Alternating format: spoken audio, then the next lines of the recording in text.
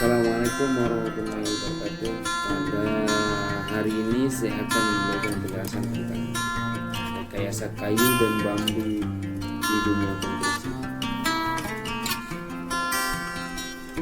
Tujuan dibuatnya video ini untuk memenuhi tugas pada mata kuliah perubahan bangunan. Tugas yang pertama disuruh buat essay tentang rekayasa kayu dan bambu di konstruksi, dan yang kedua disuruh buat video. Dan di video ini saya akan memberikan penjelasan tentang kayu dan bambu lebih detail, lebih komplit, lebih lengkap, karena di essay yang saya buat kurang komplit dan kurang lengkap. Baiklah, kita masuk ke penjelasannya. Pengertian kayu. Di sini saya akan berikan penjelasan tentang pengertian kayu.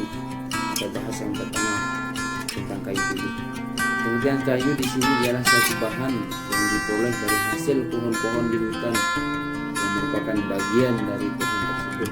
Setelah diperhitungkan bagian-bagian mana yang lebih banyak dimanfaatkan untuk suatu tujuan pengguna, baik berbentuk kayu pertukangan, kayu industri maupun kayu bakar. Kayu merupakan hasil hutan dari kekayaan alam yang merupakan bahan mentah yang mudah diproses untuk dijadikan barang sesuai kemajuan teknologi. Di sini terdapat beberapa jenis kayu yang bisa digunakan untuk pengertian konstruksi. Yang pertama, kayu jati. Yang kedua, kayu merabau. Yang ketiga, kayu meranti merah. Yang keempat, kayu ampar. Yang kelima, kayu kelapa. Yang keenam, kayu gaharu. Yang ketujuh, kayu ulin. Yang kedelapan, kayu bangkirai.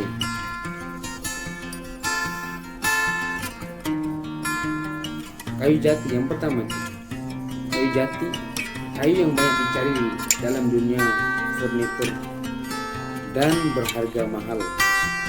Untuk pengertian kayu-kayu, jenis kayu bisa di searching di Google. Kita masuk dari berbagai material yang bisa digunakan pada bahan bangunan. Berikut keunggulan penggunaan kayu sebagai material konstruksi. Itu mudah dalam pengerjaan karena bisa dibuat atau dibentuk sesuai keinginan, serta mudah untuk dibaku, dibuat atau diletakkan. Yang kedua, proses dan durasi pengerjaannya lebih cepat karena banyak tukang lokal yang menguasainya. Di sini proses dan durasi waktu pengerjaannya lebih cepat karena banyak tukang yang menguasainya. Di sini kita diberikan kemudahan kalau kita menggunakan kayu sebagai bahan konstruksi. Selain tukang lokalnya banyak yang bisa mengerjakan, dan juga efisien waktu karena di Lombok atau terutama di Indonesia, dalam pengerjaan bangunan itu kalau kita memberikan upah kepada tukang atau pembantu, biasanya kita memberikan upah itu dalam satu hari. Nah, kalau kita membuat rumah dalam jangka panjang, otomatis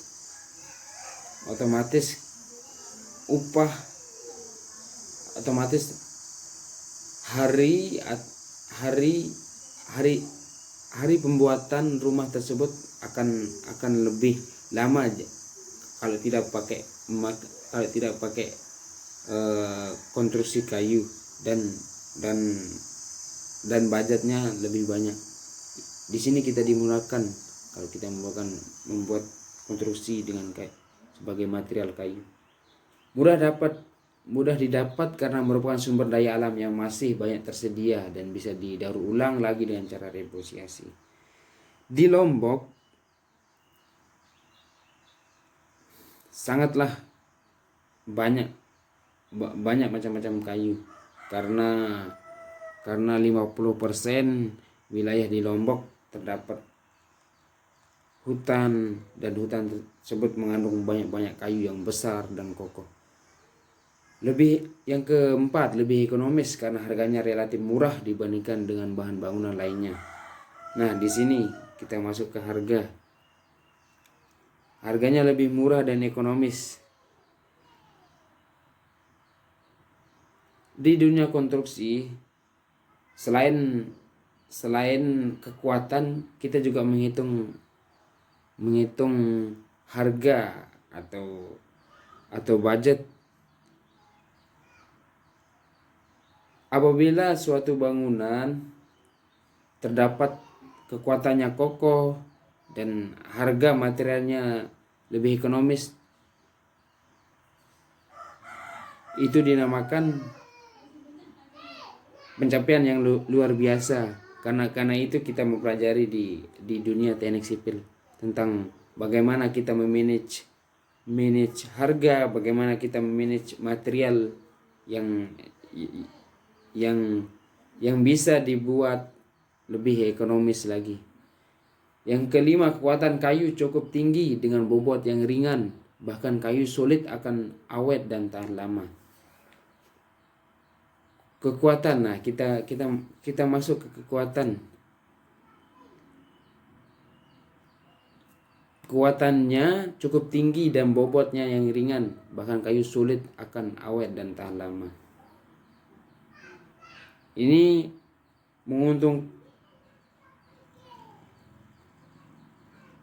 kekuatan di dalam dunia konstruksi.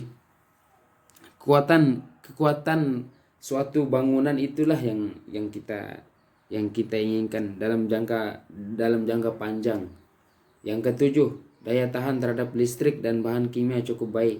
Yang kedelapan, kayu merupakan isolator termal alami yang sangat efektif dalam mengisolasi dingin dan panas serta merupakan penyerap keseimbangan. Jenis kayu tunjukkan mempunyai tekstur dan sehat. Kayu yang indah sehingga mempunyai nilai lebih untuk dijadikan elemen dekorasi. Yang ke-9, lebih aman dan fleksibel jika terjadi gempa bumi sehingga rumah yang terbuat dari kayu akan tetap pada kondisi aslinya, tidak mudah retak dan tidak mudah bergeser. Nah, ini keunggulan yang terakhir ini sangat, kemarin pas tahun 2018 Lombok dihebohkan, diguncang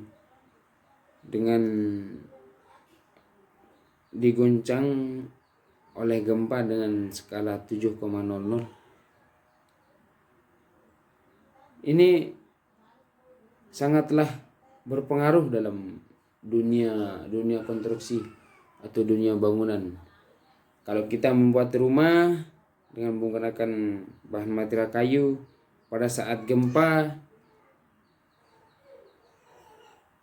kondisinya tidak mudah retak dan tidak mudah bergeser. Karena ini keunggulan kayu dari berbagai macam material seperti besi atau seperti aluminium dan sebagainya.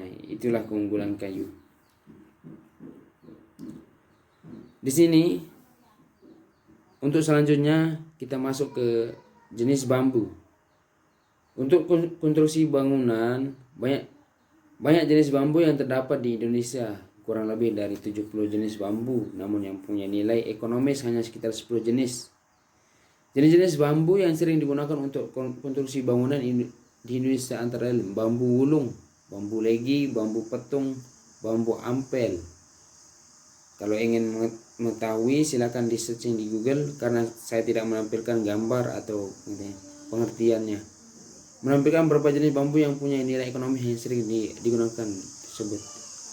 Keunggulan di sini, keunggulan bambu mudah ditanam dan tidak memerlukan pemeliharaan secara khusus.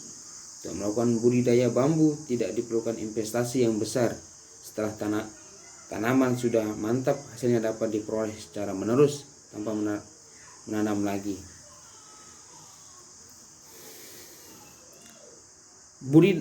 Budidaya bambu dapat dilakukan sembarang orang dengan peralatan sederhana, tidak memerlukan bekal pengetahuan yang tinggi.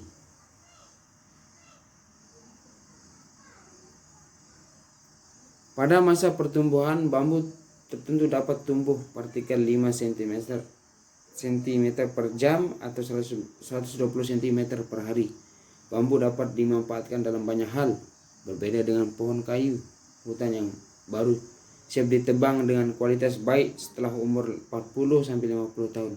Maka bambu dengan kualitas baik dapat diperoleh pada 3-5 tahun. Tanaman bambu mempunyai ketahanan yang luar biasa. Rumpun bambu yang telah dibakar masih dapat tumbuh lagi. Bambu mempunyai kekuatan cukup tinggi, kuat tariknya dapat disejajarkan dengan baja. Nah, bambu dapat disejajarkan dengan baja. Sekalipun demikian, kekuatan bambu yang tinggi ini belum dimanfaatkan dengan baik karena biasanya batang-batang struktur bambu dirangkai dengan pasak atau tali yang kekuatannya rendah. Kelemahan bambu mempunyai daya tahan yang sangat rendah. Bambu sangat potensial untuk diserang kumbang, bubuk, sehingga bangunan atau perabot yang terbuat dari bambu tidak awet. Karena itu, rangka bangunan dari bambu yang tidak awet hanya dipandang sebagai komponen bangunan sementara yang hanya tahan tidak lebih dari 5 tahun. Bambu sebagai elemen struktur bangunan.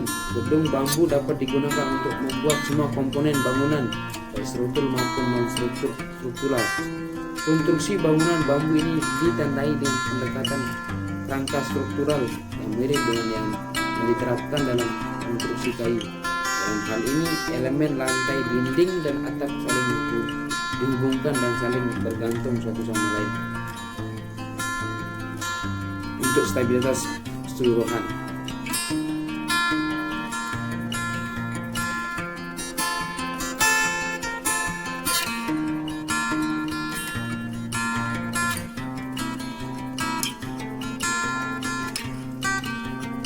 Kecukupan dan kesehatan bangunan untuk hunian juga akan tergantung pada detail baik, misalnya untuk membantu mencegah masuknya air dan kelembaban, serangan jamur dan kutu-kutu.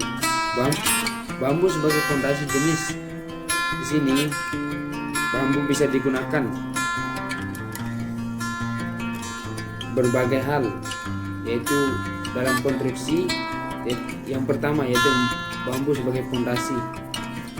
Fondasi dari bambu yang umum digunakan antara lain bambu kotak tanah secara langsung, bambu di atas fondasi atau beton, bambu perancah bambu. Perancah bambu secara luas digunakan di seluruh Asia Selatan dan Asia Tenggara dan juga Selatan Amerika. Bambu juga sebagai struktur sementara untuk mendukung platform yang bekerja di konstruksi bangunan dan memelihara. Sekian, mungkin ini saja penjelasan dari saya tentang rekayasa kayu dan bambu di bidang konstruksi. Jikalau ada kesalahan masalah materi yang penjelasan yang saya berikan, saya minta maaf. Wabillahi taufiq wal hidayah. Wassalamualaikum warahmatullahi wabarakatuh. Video ini saya akan share di YouTube. Itu sebagai ilmu dari ilmu